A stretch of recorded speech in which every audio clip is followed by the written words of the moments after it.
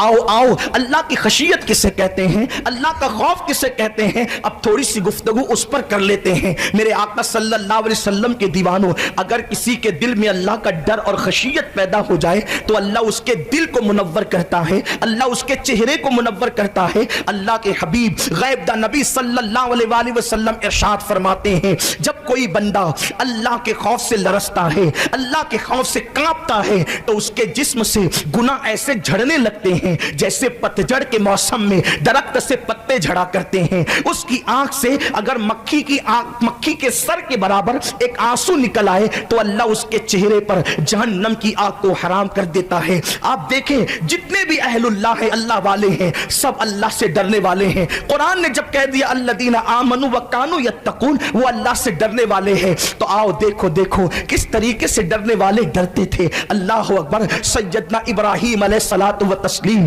جس وقت نماز پڑھ رہے ہوتے تھے تو اللہ کی خشیت اور اللہ کے خوف کی وجہ سے آپ کے سینے سے ایسی دھک دھک کی آواز نکلتی تھی کہ وہ آواز 1 میل کے فاصلے تک سنی جاتی تھی. 1 میل کا فاصلہ کسے کہتے ہیں؟ اگر یہ بات حدیث میں نہ آتی تو لوگ اس کو مبالغہ تصور کرتے. مسلمانوں کبھی سوچا اللہ کا خلیل اللہ کی بارگاہ میں کھڑے ہو کر کے اس طرح گریہ کر رہا ہے, اس طرح اللہ کی خشیت کی وجہ سے ان کا دل دھک دھک کر رہا ہے, اور آج ہماری نمازیں کیا ہے؟ پہلی بات تو ہمارے پاس نماز ہی نہیں ہے, عبادت کی توفیق ہی نہیں ہے, اور اگر نماز بھی پڑھے تو ہماری نماز کیا ہے, ہماری نماز کی لذت کیا ہے, ہماری نماز کا لطف کیا ہے؟ اللہ اکبر. ارے ہمارے دل کی دھڑکنوں کی آواز اپنا کان بھی نہیں سن پاتا. ہمارا حال تو یہ ہے کیا پڑھتے ہیں نماز میں خود کو بھی خبر نہیں ہوتی. اللہ اکبر. میرے پیارے آقا صلی اللہ علیہ وسلم کے پیارے دیوانوں, آؤ حجت الاسلام امام غزالی رحمت اللہ تعالی علیہ احیاء العلوم شریف میں لکھتے ہیں کہ کیسے پتا چلے کہ ہم اللہ سے ڈرتے ہیں یا نہیں ڈرتے. اس لیے کہ ہر بندہ کہتا ہے میں اللہ سے ڈرتا ہوں, میں اللہ سے ڈرتا ہوں. کون اللہ سے ڈرتا ہے؟ صحیح معنی میں اللہ سے ڈرنے والوں کی پہچان کیا ہے؟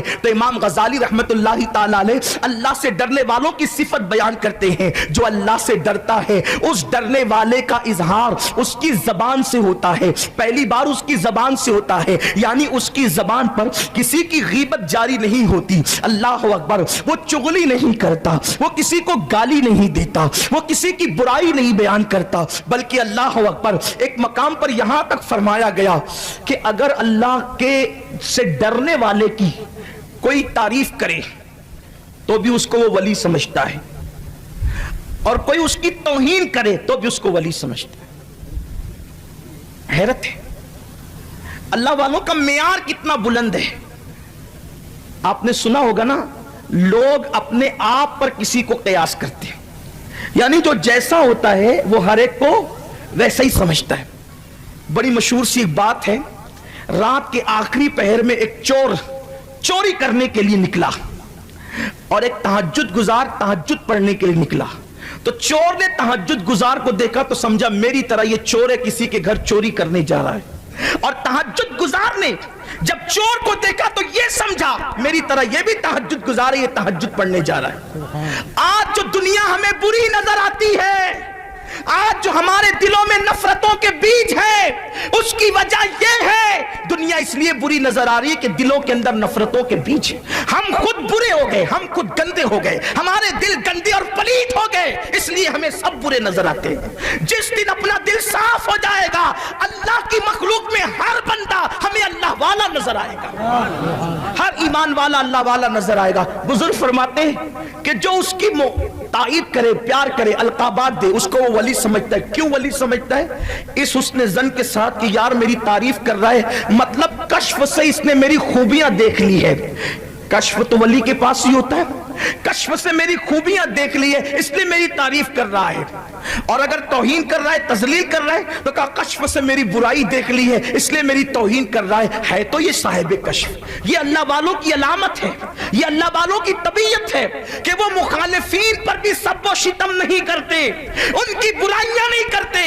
آج جن کے ساتھ بڑے بڑے ٹائٹل ہے ذرا دیکھ لو ان کی محفلوں کا رنگ کیا ہے, ان کی محفلوں کا ڈھنگ کیا ہے.